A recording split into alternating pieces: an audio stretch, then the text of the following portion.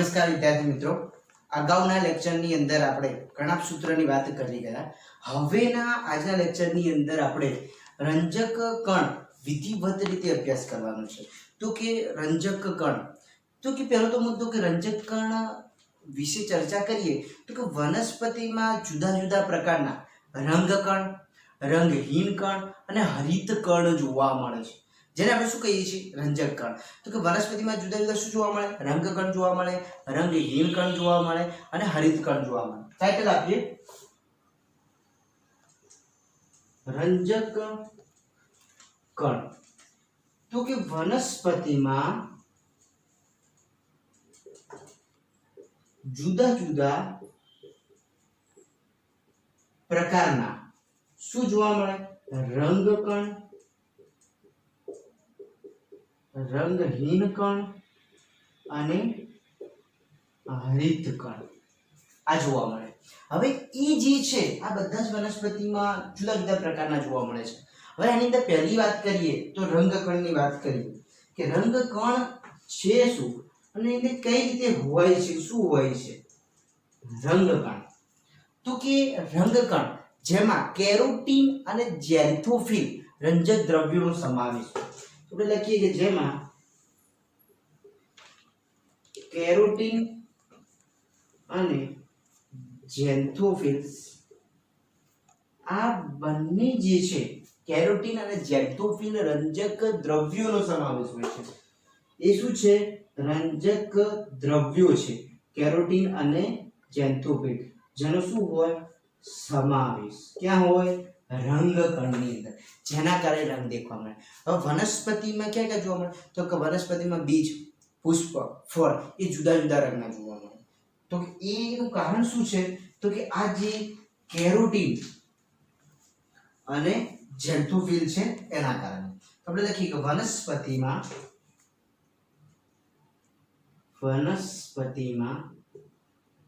જુદા જુદા બીજ, પુષ્પ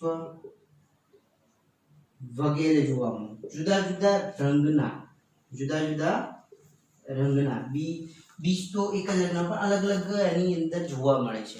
હવે એ જે છે એના માટે શું હોય? તો આ જે બીજ અને પુષ્પ જે છે એ કેવા જોવા મળે? તો કે જુદા જુદા રંગના. અને એ જુદા જુદા રંગના તો કે કેવા? તો કે ભાઈ પીળો, લાલ, નારંગી જેવા વિવિધ રંગના.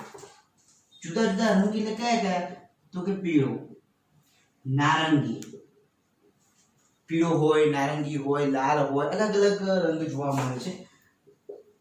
આવા અલગ અલગ રંગ ના હોય અને એ જવાબદાર કોણ? આ રંજક દ્રવ્યો જે અલગ અલગ રંગના જોવે છે.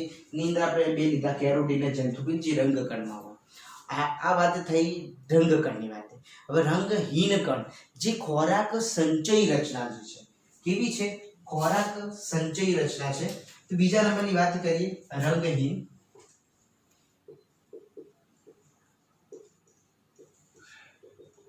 આ રંગ માટે જવાબદાર છે, જ્યારે આ જે છે રંગહીન કણ જે ખોરાક સંચય માટે જવાબદાર હોય, જેની અંદર અલગ અલગ સ્ટાર્ચ કણ છે, તેલ કણ છે, સમિતાયા કણ છે. જેની અંદર જો પહેલાની વાત કરીએ તો કે સ્ટાર્ચ કણ. બીજા નંબરમાં વાત કરીએ તો કે ભાઈ તેલી કણ. એના પછી જો વાત કરીએ તો કે સમિતાયા કણ. આની અંદર હોય શું? સ્ટાર્ચ કણની અંદર શું જોવા મળે? તો કે સ્ટાર્ચ નો સમાવેશ હોય, એટલે સ્ટાર્ચ નો સંગ્રહ. ઉદાહરણ તરીકે ઘઉં, બટાટા આ બધા એના ઉદાહરણ છે. તેલી કણની વાત કરીએ તો શું હોય? તો કે ચરબીનો સમાવેશ હોય. ઉદાહરણ તરીકે મગફળી, એરંડો, તલ, જે તલીબિયા કહીએ છીએ એ બધા જે બી આવતા હોય એ તેલી કણમાં આવે. સમિતાયા કણ એટલે કે પ્રોટીનનો સંગ્રહ, જે મોસ્ટ ઓફ કઠોળ છે એની અંદર પ્રોટીનનું પ્રમાણ જોવા મળે. તો એ બધા શું છે? રંગહીન કણ. વાત લખીએ સ્ટાર્ચ કણ, તો કે સ્ટાર્ચનો સંગ્રહ કરતા. ઉદાહરણમાં લખીએ તો ઘઉં, બટાટા આ બધાના ઉદાહરણ. એ જ રીતે તેલી કણ, તો જેની અંદર શું જોવા મળે? ચરબી જોવા મળે. શું જોવા મળશે? ચરબીનો સંચય. શું જોવા મળશે? ચરબીનો સંચય. જો ઉદાહરણની વાત કરીએ તો કે એરંડો,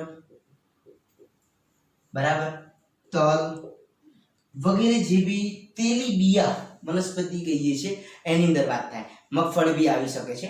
એના પછી સમિતાયકણ, જેની અંદર શું જોવા મળે? તો કે પ્રોટીનનો સમાવેશ હોય. શું હોય? પ્રોટીનનો સંગ્રહ કરતા કણ, જેને આપણે પ્રોટીનનો સંગ્રહ કરતા કણ સમિતાયકણ. ઉદાહરણમાં લખીએ તો કે કઠોળ, તો કે ફરીથી સ્ટાર્ચ કણ, તો કે સ્ટાર્ચ કણ જે છે એ સ્ટાર્ચનો સંગ્રહ કરે. ઉદાહરણ તરીકે આ બે આવી ગયા. તેલી કણ, તેલી કણની અંદર શું આવશે? ચરબીનો સમાવેશ. એરંડા જે છે, તલ છે, મગફળી છે. સમિતાય કણ, આ ત્રણ પ્રકારના કણ છે જે પ્રોટીનનો સંગ્રહ કરશે.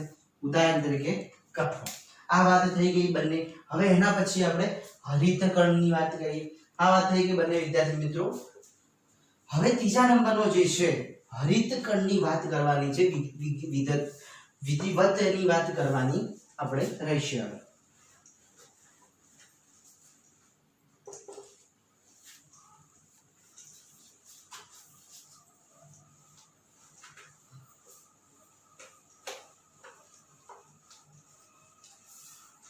ચલો, તો કે હરિતકણ, ત્રીજા નંબરના જે પ્રકારની વાત કરીએ છીએ આપણે, હરિતકણ.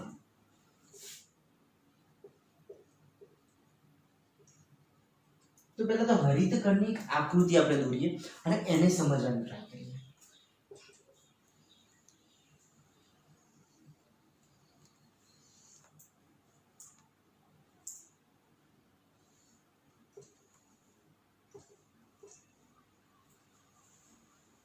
ચલો, હવે આની અંદર રચના જોવા મળે, થપ્પીમય રચના જોવા મળશે આ રીતે.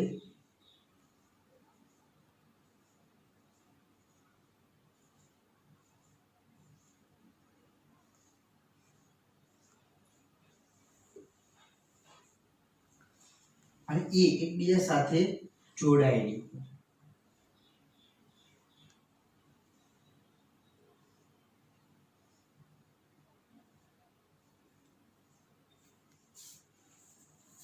જેની અંદર આ રીતે પોતાનું ડીએનએ પણ હોય છે. આપણે એને સમજીએ છીએ, પછી એને આપણે નામ નિર્દેશન કરીએ છીએ.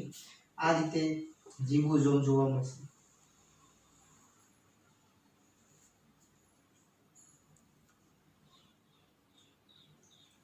ચલો, હવે એનું નામ નિર્દેશન કરીએ તો કે બાહ્ય પડ, અંતઃપડ. જે આ જે છે જેને શું કહેવામાં આવે? તો કે બાહ્ય પડ. આ જે છે એને, આ જે છે એને શું કહેવામાં આવે? અંતઃપડ. આ વાત થઈ. હવે અંદર ઉતરીએ. જો પેલી થપ્પી જેવી રચના છે જેને શું કહેવામાં આવે? ગ્રેનમ. આ જે છે એને શું કહેવામાં આવે? ગ્રેનમ. શું કહીશું વિદ્યાર્થી મિત્રો? ગ્રેનમ. અને જે એની અંદર રંજક દ્રવ્ય, એટલે કે આવા હરિતકણો,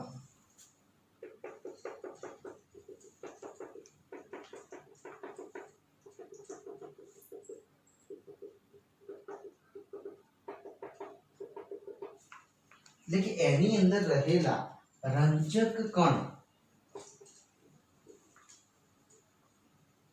જેને શું કહેવામાં આવે? હરિતકણ. બરાબર. એના પછીની વાત કરીએ તો કે ભાઈ આ રિબોઝોમ. તો ચાલો રિબોઝોમ દર્શાવીએ.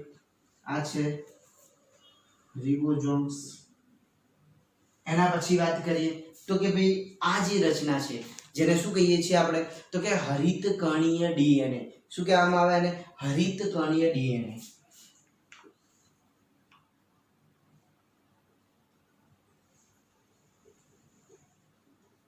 ચાલો, એ વાત થઈ ગઈ. હવે એની અંદર વાત કરવાની છે કે ભાઈ સ્ટ્રોમા કોને કહેવાય, એટલે કે આધારક. અને એક વાત છે જેને કહેવામાં આવે સ્ટ્રોમા સિવાયની વાત જે છે, અહીંયા જે આ જોવા મળે છે, આ જે જગ્યા જોવા મળે છે, જેને આને જે શું કહેવામાં આવે છે? તો અહીંયા દર્શાવીએ. આ જે છે એને સ્ટ્રોમા કહેવામાં. શું કહેવામાં આવે? સ્ટ્રોમા એટલે કે આધાર. શું કહેવામાં આવે એને? આધારક કહેવામાં આવે. એના સિવાય જે આ બાકીની જે જગ્યા વધે છે જેને આંતરગ્રેનમ કહેવામાં આવે. શું કહેવામાં આવે? આંતરગ્રેનમ. આપણે એની ચર્ચા વિગતવાર કરવાની છે. બસ અત્યારે ખાલી સમજી લો કે આ કયા ભાગને શું કહેવામાં આવે છે. ચાલો, આ વાત થઈ ગઈ, નામ નિર્દેશન સાથેની થઈ ગઈ. હવે એને મુદ્દા વાઇઝ આપણે સમજીએ કે શું કહેવા માંગે છે. તો કે બધી જ વનસ્પતિ જે છે કઈ લીલી વનસ્પતિ અને યુગ્લિનોઇડ્સ જે એક પ્રકારના પ્રાણી છે જેની અંદર જોવા મળે, તો આપણે લખીએ કે બધી જ લીલી વનસ્પતિ પ્લસ યુગ્લિનોઇડ માં શું થાય? જોવા મળે. કોણ? હરિતકણ. ક્યાં જોવા મળે? લીલી વનસ્પતિને. હવે આકારની વાત કરીએ તો કે લાંબા અને અંડાકાર હોય. કેવા હોય?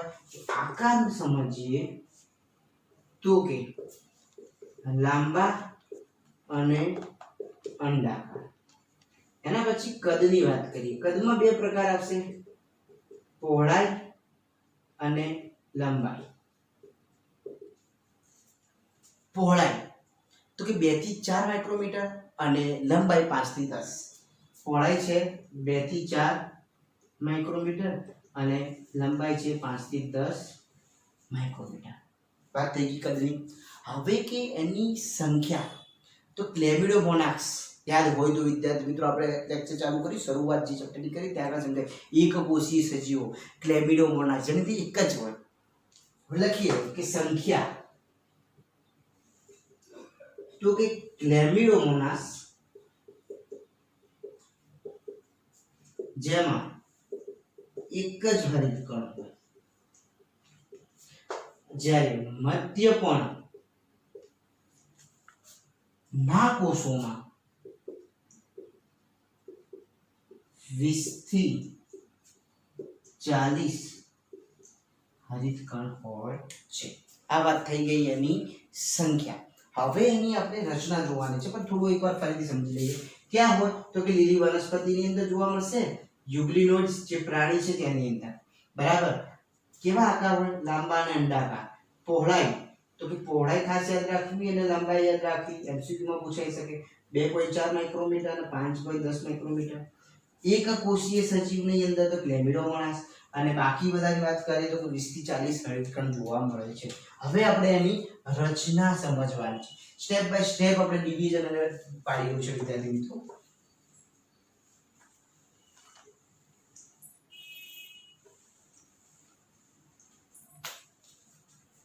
ટાઇટલ આપીએ કે ભાઈ રચના.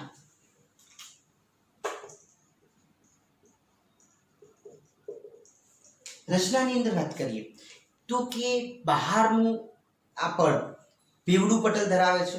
બેવડું પટલ ધરાવે. બહારનું પડ જે છે જ્યારે એ કેવું છે? સળંગ છે. જ્યારે અંદરનું પડ એ થપ્પીમય એકમોનું બનેલું છે. તો આપણે વાત પડી કે ભાઈ બેવડું પટલ કેવડું ધરાવે? બેવડું પટલ, જેની અંદર બહારનું અને અંદરનું. બહારનું જે છે એ કેવું છે? સળંગ રચના ધરાવે. જ્યારે આ થપ્પીમય એકમ કેવું ધરાવે? થપ્પીમય એકમોનું બનેલું કહેવાય. ભાઈ એકમોનું બનેલું છે. ચલો, આ એના આવરણની વાત થઈ. હવે કે એની અંદર સિક્કાની જેમ થપ્પીઓ ગોઠવાયેલી છે. આમ થપ્પીઓ ગોઠવાયેલી છે. એ થપ્પીઓના એકમને શું કહેવામાં આવે? તો આપણે દર્શાવીએ અને શું કહેવામાં? ગ્રેનમ, અથવા એને શું કહીએ? આપણે ગ્રેના કહીએ છીએ. શું કહીએ છીએ? ગ્રેના. આખા ભાગને શું કહેવામાં આવે? ગ્રેનમ. એટલે કે ગ્રેના કોને કહેવામાં આવે? તો કે સિક્કાની થપ્પીના જેવા એકમોને આપણે લખીએ કે ગ્રેના. તો સિક્કાની થપ્પીની જેમ એકમ. અને ગ્રેનમ કોને કહેવામાં આવે? ગ્રેના અને ગ્રેનમ અલગ છે. ગ્રેનમ એટલે કે એક થપ્પી. આ એક થપ્પીને શું કહેવામાં આવે? ગ્રેનમ. જ્યારે આવી થપ્પીઓ ભેગી મળે એટલે શું કહેવામાં આવે? ગ્રેના. એટલે કે એક સિક્કાની થપ્પી. સિક્કા એટલે કોઈનની વાત નહીં કરતા વિદ્યાર્થી મિત્રો, આપણે જે સમજીએ છીએ કે આ એક જે છે જેને શું કહેવામાં આવે છે, ગ્રેનમ. જ્યારે બધા ભેગા મળીને આ જે જોઈન્ટ હોય એટલે એને શું કહેવામાં આવે, ગ્રેના કહેવામાં આવે. શું આવે, ગ્રેનમ. હવે ગ્રેનમનો એક એકમ આપણે અહીંયા આઇસોલેટ કરીએ કે આ જે ગ્રેનમ છે એનો આ એક એકમ જે છે, આ એક એકમ, આ 1 2 અને 3 મેં દર્શાવ્યા, 4 5 6 7 હોય, આ એક એકમ જે છે એને શું કહેવામાં આવે, તેને થાઇલેકોઇડ કહેવામાં આવે. શું કહેવામાં આવે વિદ્યાર્થી મિત્રો, થાઇલેકોઇડ. તો આપણે લખીએ થાઇલેકોઇડ. થાઇલેકોઇડ કોને, તો કે થપ્પીનો એક એકમ, થપ્પીનો એક એકમ, અથવા તો એવું લખાય ગ્રેનમનો એક એકમ. આ શું છે, ગ્રેનમ છે. ગ્રેનમનો એક એકમ જે છે, એક ભાગ, જેને શું કહેવામાં આવે, એક સિક્કો. આપણે સમજીએ કે 3 સિક્કા છે, તેને શું કહેવામાં આવે, એક સિક્કો. આપણે એવું લખી શકીએ, એક સિક્કો, જેને શું કહેવામાં આવે છે, થાઇલેકોઇડ કહેવામાં આવે છે. જેની અંદર શું હોય, તો કે એની અંદર પ્રવાહી ભરેલું હોય, એટલે કે પટલથી ઘેરાયેલું, આ પટલથી ઘેરાયેલું કોટર હોય. લખીએ કે પટલથી ઘેરાયેલું શું હોય, કોટર. અને આ કોટરની અંદર હરિત દ્રવ્ય અને અન્ય રંજક દ્રવ્યોની હાજરી હોય. અંદર શું હોય, આપણે લખ્યું કે ભાઈ આ રંજક કણ ધરાવે, તો કે એની અંદર હરિત કણ પ્લસ અન્ય રંજક કણો ની હાજરી હોય. હવે આપણે આગળ જોઈએ એના પછી કે ભાઈ આ વાત થઈ ગઈ રચનાની. ફરીથી આપણે રચના એકવાર સમજીએ કે ભાઈ રચના તો કે બેવડું પટલ ધરાવે, બહારનું સળંગ, અંદરનું થપ્પીમય એકમનું બનેલું છે. ઓકે. જેની અંદર ગ્રેના તો કે આ બધી થપ્પીઓ જે છે, સિક્કાની થપ્પીઓનો એક એકમ, જેને શું કહેવામાં આવે, ગ્રેના. અને ગ્રેનમ એટલે કે થપ્પીનો એક એકમ, એક સિક્કાની થપ્પીઓ જે આ જે છે ગ્રેનમ. હવે એની અંદર બી એક એકમ એટલે કે થપ્પીનો એક જ એકમ, એક સિક્કો, જેને શું કહેવામાં આવે, થાઇલેકોઇડ, જે પટલથી આવૃત છે. પટલથી શું છે, આવૃત, જેની અંદર શું હોય, હરિત કણ હોય અથવા અન્ય બીજા રંજક કણોની હાજરી હોય. આ વાત થઈ ગઈ રચનાની. હવે આપણે આવો નીકાળી દઉં છું, આગળ ચર્ચા કરીએ આના પછી.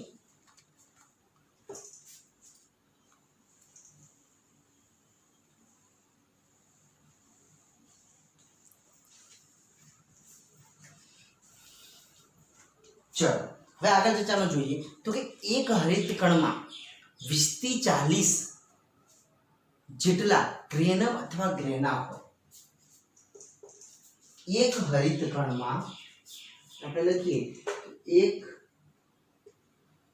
હરિત કણમાં શું હોય, તો કે 20 થી 40 ગ્રેનમ કે ગ્રેના હોય. જેટલા અંદાજો છે કે 20 થી 40 જેટલા ગ્રેનમ કે ગ્રેના હોય. એક ગ્રેનમમાં 2 થી 100, એક ગ્રેનમની અંદર 2 થી 100 સુધીની થાઇલેકોઇડ સંખ્યા હોય. આ સમજવા જેવું છે કે એક ગ્રેનમમાં 2 થી 100 સુધીની થાઇલેકોઇડ હોય. વિદ્યાર્થી મિત્રો, આ જે મુદ્દા જે છે ને એ એમસીક્યુ માટે મોસ્ટ ઇમ્પોર્ટન્ટ કહેવાય. આમાંથી પૂછવામાં આવે કે 5 ગ્રેનમની અંદર અંદાજ આપો, કેલ્ક્યુલેશન બતાવવામાં આવે, એ રીતે દર્શાવો કે કેટલી ગ્રેનમ હોય, કેટલા ગ્રેના હોય. ગ્રેનમ, ગ્રેના અને થાઇલેકોઇડ આ 3 શબ્દ એવા છે ગૂંચવાડો ઊભો કરે, એટલા માટે મેં અલગથી એને રચનાની અંદર સમજાવ્યા. એ ખાસ ધ્યાન આપીને સમજી લેજો કે ગ્રેનમ કોને કહેવાય, ગ્રેના કોને કહેવાય અને થાઇલેકોઇડ કોને કહેવાય. જો લોચો રહ્યો તો સમજી લો કે ગયું, એમસીક્યુ માં માર્ક્સ ગયો. હવે એના પછી આગળ વધીએ. દરેક ગ્રેનમને જોડતું આંતર ગ્રેનમ પટલ, એટલે કે દરેક ગ્રેનમને જોડતું શું હોય, આંતર ગ્રેનમ પટલ. દરેક ગ્રેનમને જોડતું આંતર ગ્રેનમ પટલ હોય. દરેક ગ્રેનમ જે છે એ ગ્રેનમોને જોડતી રચના એટલે કે આંતરગ્રેનમ પટલ કહેવામાં. હવે કે આપણે આ વાત થઈ ગઈ ટોટલી. હવે આ થઈ ગઈ વાત આંતરગ્રેનમ. મેં તમને કીધું આ આંતરગ્રેનમ નામ આપ્યું હોય. આ જે રચના જે છે એને શું કહેવામાં આવે? આંતરગ્રેનમ. જોડતી રચના એટલે કે આંતરગ્રેનમ પટલ. હવે આંતરગ્રેનમ એટલે કે આંતરગ્રેનમ પટલ. હવે આપણે વાત કરવાની સ્ટ્રોમા. આ વાત થઈ ગઈ, આ વાત થઈ ગઈ, આ વાત થઈ ગઈ. આ બે વાત છે આગળ આવશે ત્યારે હવે સ્ટ્રોમાની વાત કરીએ. સ્ટ્રોમા તો કે હરિતકણમાં ગ્રેના સિવાયના જે વિસ્તારમાં આવેલું આધારક જેને શું કહેવામાં આવે? સ્ટ્રોમા. સ્ટ્રોમા લખીએ કે હરિતકણમાં ગ્રેના સિવાયના આધારક ને શું કહેવામાં આવે? સ્ટ્રોમા કહે છે. આના સિવાયનો જે આ ભાગ જે છે જેને આધારક અથવા શું કહીએ છીએ? સ્ટ્રોમા. અને હરિતકણીય ડીએનએ તથા રિબોઝોમ. ત્યાં આગળ સ્ટ્રોમામાં શું જોવા મળે? તો કે હરિતકણીય ડીએનએ અને બીજું શું જોવા મળે? રિબોઝોમ્સ. અને એ રિબોઝોમ્સ કયા? તો કે 70S.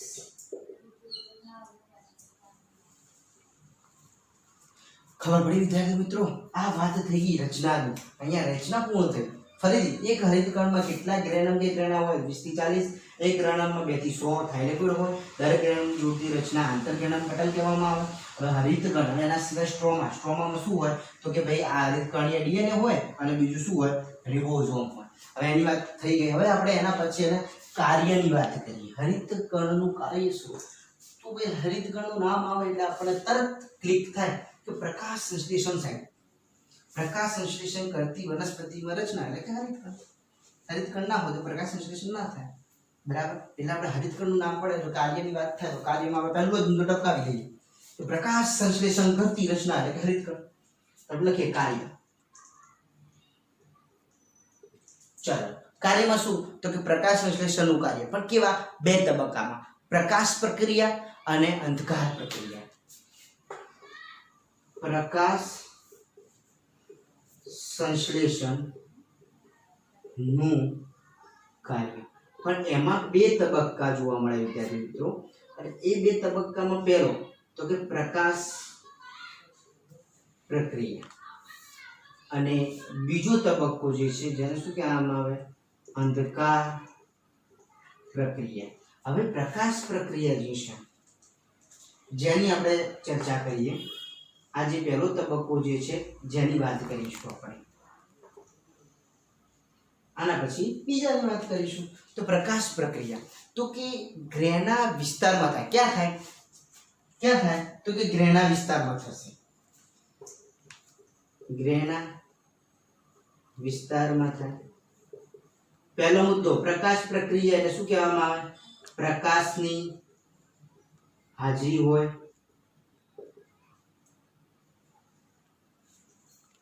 તફાવત પૂછાઈ શકે છે આ એટલે ખાસ ધ્યાન આપજો. ગ્રેના વિસ્તારમાં થાય, પ્રકાશની હાજરી હોય, એટીપી નું નિર્માણ કરે જેનું ફોટોફોસ્ફોરાઇલેશન કહે છે. શું કહેવામાં આવે છે? એટીપી નું નિર્માણ થાય જેને શું કહેવામાં આવે? ફોટોફોસ્ફોરાઇલેશન. ફોટોફોસ્ફોરાઇલેશન કહે છે. એટીપી નું નિર્માણ કરે છે. હવે એના પછી વાત કરીએ અંધકાર તબક્કાની. તો અંધકાર તબક્કો જે છે હું અહીંયા નીકાળી દઉં છું. એને અહીંયા લઈ લઈએ આપણે. અંધકાર પ્રક્રિયા. અંધકાર પ્રક્રિયા એટલે કે પહેલો મુદ્દો આપણે એવું લખી શકીએ પ્રકાશની ગેરહાજરીમાં. શું થાય? પ્રકાશની ગેરહાજરીમાં. બીજું ગ્રેના છે તો ક્યાં જોવા મળશે? સ્ટ્રોમા વિસ્તારની અંદર. બીજું શું થશે? સ્ટ્રોમા. તો આપણે એના આધારે લખીએ. પહેલા આપણે ગ્રેના વિસ્તાર લખીએ ને તો અહીંયા લખીશું સ્ટ્રોમા વિસ્તારમાં થાય. એના પછી બીજો લખ્યો પ્રકાશની હાજરી તો અહીંયા શું લખીશું? પ્રકાશની ગેરહાજરી. એના પછી એટીપી નું નિર્માણ લખ્યું તો શું અહીંયા ક્વેશ્ચન થાય એટીપી? યસ, અહીંયા ગ્લુકોઝનું નિર્માણ થાય અને સ્ટાર્ચ સ્વરૂપે સંગ્રહ પામે જે આપણે આગળ આવી ગયા રંગ કણ સિવાય રંગહીનની અંદર. તો કે ગ્લુકોઝનું નિર્માણ કરશે, ગ્લુકોઝનું નિર્માણ કરે. અને આ ગ્લુકોઝ જે છે જેનો સંગ્રહ સ્ટાર્ચ સ્વરૂપે થાય. ઓકે, ચલો કાર્ય, પ્રકાશ સંશ્લેષણનું કાર્ય બે તબક્કા, પ્રકાશ પ્રક્રિયા અને દગાર પ્રક્રિયા. પ્રકાશ પ્રક્રિયાની જો વાત કરીએ તો કે ગ્રેનામાં થાય, ગ્રેના વિસ્તારની અંદર પેલો સ્ટ્રોમામાં થાય. પ્રકાશની હાજરી હોય, પ્રકાશની ગેરહાજરી હોય, એટીપી નું નિર્માણ કરે, ગ્લુકોઝનું નિર્માણ કરે. ફોટોફોસ્ફોરાયલેશન કહેવાય, આને કહેવામાં આવે છે સંગ્રહ એટલે સ્ટાર્ચનો. ઓકે, આ વાત થઈ ગઈ કાર્યની. હવે એની વિશેષતા શું છે, જે છેલ્લો ટોપિક અથવા છેલ્લો મુદ્દો કહી શકીએ હરિતકણની.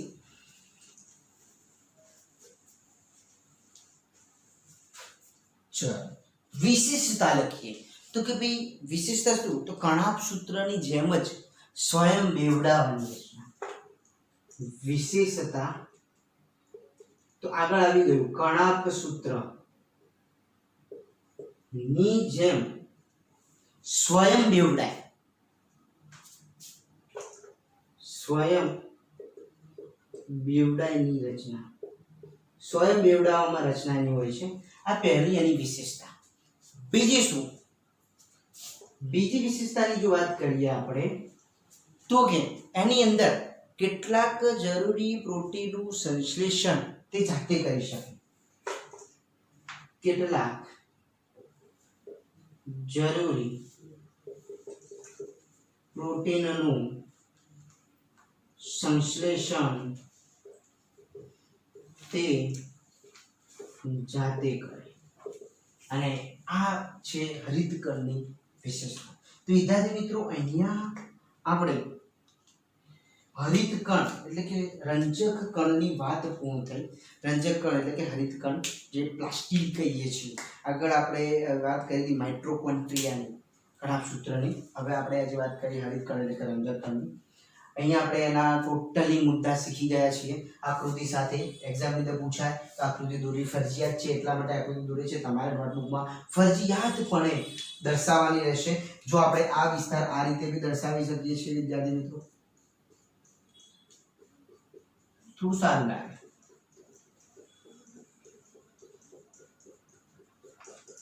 ઓકે, નો પ્રોબ્લેમ, મસ્તી લાગશે. ચલો વિદ્યાર્થી મિત્રો, તો અહીંયા આપણે આ રંજક કણ ટોપિક પૂર્ણ કરીએ છીએ. નેક્સ્ટ લેક્ચરની અંદર નવા મુદ્દા સાથે મળીશું. ઓકે.